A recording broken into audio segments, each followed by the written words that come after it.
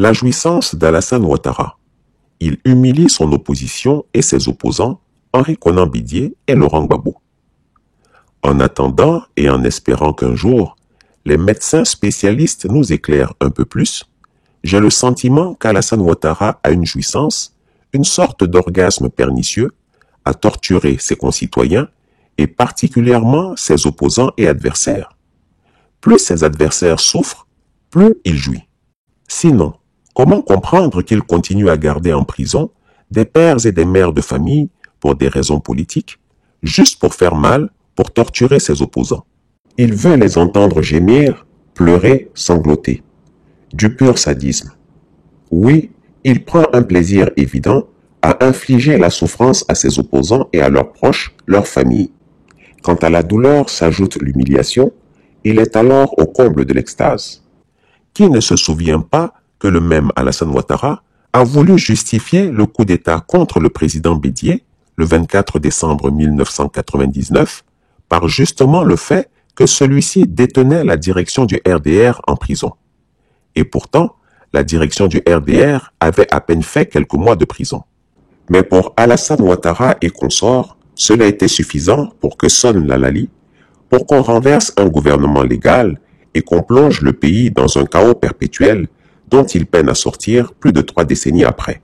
Ce n'est pas un coup d'État, affirme alors Ouattara, c'est une révolution soutenue par tous les Ivoiriens. Et dire que depuis 2011, le dictateur des lagunes maintient en prison des centaines d'Ivoiriens dans ses geôles, les libérant au compte-gouttes, juste pour faire languir et agonir ses opposants. En effet, l'octogénaire supermenteur est un maître de l'illusion et du machiavélisme. Chez lui, rien n'est sincère, tout est faux, surfait et calculé. Il n'éprouve ni compassion, ni indulgence, ni même le moindre sentiment d'humanité. Après avoir convoqué et reçu ses prédécesseurs au palais présidentiel, avec des rires surfaits, il les a obligés à s'afficher avec lui, sourire béat aux lèvres, et a contraint le président Gbagbo à lire un communiqué que l'intelligence d'un caniche n'accepterait pas. Affublant notre Woody de Benjamin, il l'a poussé à lire un texte entièrement écrit par le cabinet présidentiel, une séquence qui a choqué tant elle était humiliante pour un ancien président de la République. Nous avons eu une très bonne séance de travail et nous sommes convenus que le Benjamin, Laurent va lire un document pour rendre compte des échanges que nous venons d'avoir. Doyen, vous êtes d'accord avec ça? Absolument. Bon, d'accord, voilà. Bien, Benjamin, tu as la parole. Regardez comment il jouit quand Laurent Gbagbo, un ancien chef d'État, lit le communiqué en tant que Benjamin. Il se joue de ses 2 prédécesseurs et il prend visiblement son pied en les voyant à ses pieds. Par contre, il enrage parce que Guillaume Soro ne se soumet pas à lui, raison pour laquelle il veut l'écrabouiller.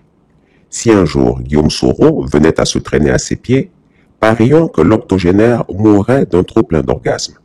Feu, le Premier ministre Charles Konan Banny disait à son propos qu'il ne conçoit l'amitié qu'en termes de soumission. Lorsqu'on demande à ses partisans « Mais et Soro ?», ils répondent en chœur qu'ils demandent pardon au vieux d'abord. Symptomatique du sadisme. Un pardon humiliant pour absoudre une perpétuité infligée à la suite d'une faute non commise. Bref. Après avoir obtenu ces images et ces photos qui ont fait le tour du monde, voilà qu'il les jette comme un citron pressé. Non seulement il n'a pas accédé à leur demande de libérer tous les prisonniers politiques incarcérés sans jugement depuis 2011, pire, il a gracié Laurent Gbagbo au lieu de prendre une ordonnance d'amnistie en sa faveur. Il a ainsi donné le sentiment que le président Gbagbo n'est allé au palais uniquement que pour quémander le dégel de ses avoirs bancaires, en passant par pertes et profits ses nombreux militants et les militaires qui sont encore en prison pour l'avoir servi avec courage et dévouement. Quel cynisme! Pourtant, il avait promis qu'en plus de l'amnistie de l'ancien président, ainsi que le dégel de ses comptes bancaires, il prendrait des mesures de décrispation et qu'il procéderait à une vaste libération de prisonniers politiques, même si, pour sauver la face, on aurait déclaré que c'était des libérations provisoires. Mais au final, il n'a décidé que d'une grâce et de 2 libérations sur les 104 prisonniers politiques dénombrés par le parti de Laurent Gbagbo. Pourtant, quand celui-ci était président, il a pris 2 fois des ordonnances d'amnistie au profit des militants du RDR et des membres de l'ex-rébellion. Il faut pardonner et nous avons pardonné. Nous avons pardonné. Nous avons pris 2 lois d'amnistie pour pardonner. Laurent Gbagbo a ordonné que soit mis un terme à toutes les poursuites contre Alassane Ouattara et les cadres de son parti, et en vertu des pouvoirs exceptionnels que lui reconnaissait la Constitution, en son article 48, il a autorisé la participation d'Alassane Ouattara à l'élection présidentielle, malgré une décision définitive et irrévocable de la Cour constitutionnelle, le déclarant inéligible à toutes les élections en Côte d'Ivoire. Le face-à-face s'éternisait. Finalement, c'est sous la pression internationale et à l'initiative du président sud-africain Thabo Mbeki que les acteurs de la crise ivoirienne s'étaient engagés à régler leurs comptes pacifiquement en promettant de s'en remettre au verdict des urnes. Uniquement pour l'élection présidentielle d'octobre 2005, conformément à la lettre du médiateur sud-africain, les candidats présentés par les partis politiques signataires de l'accord de Marcoussis sont éligibles. En conséquence, M. Alassane Dramane Ouattara peut, s'il le désire, présenter sa candidature à l'élection présidentielle d'octobre 2005. Alassane Ouattara se joue de ses opposants comme un bourgeois se jouerait de son caniche. C'est pour cela qu'aucun d'entre eux n'est allé à son invitation de célébrer la fête de l'indépendance à Yamoussoukro. Il les a trahis et ceux-ci entendaient le montrer.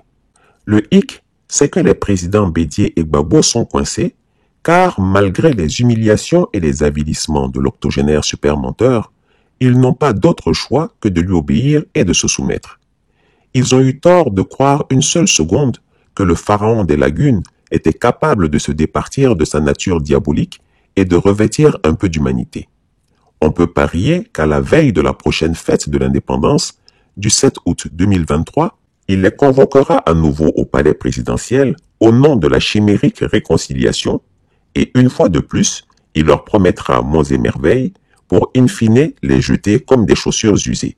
Et ainsi de suite jusqu'en 2025 où il déclarera que Laurent Gbagbo et Henri Konan Bédié sont inéligibles. Son secret espoir étant que l'un d'entre eux d'ici là meure. En tout cas, qu'ils vivent longtemps ou pas, le plan du despote ivoirien est prêt. Il se proclamera président à nouveau par la force des armes. Et ses 2 prédécesseurs, par naïveté, l'auront accompagné tranquillement pour faire son mandat controversé qu'ils auront reconnu malgré eux. Alassane Ouattara est-il encore humain? Non, il s'est déshumanisé. Assurément, l'empereur se déifie. Il croit être au summum de sa gloire, au point où, pour la satisfaction de ses pulsions, il inflige à tout va des peines capitales. Le sadisme, qui n'était relégué qu'à la jouissance sexuelle, trouve avec Alassane Ouattara un modèle de construction psychique avec le tortionnaire et les obligés, qui s'ils ne se soumettent pas, c'est la prison ou la mort. Alassane Ouattara est un cas d'école. Pauvre Côte d'Ivoire. Où sont tes vaillants enfants? Quel jour nous délivreront-ils? N'avons-nous pas trop souffert? Mon cœur saigne. Chris Yapi ne ment pas.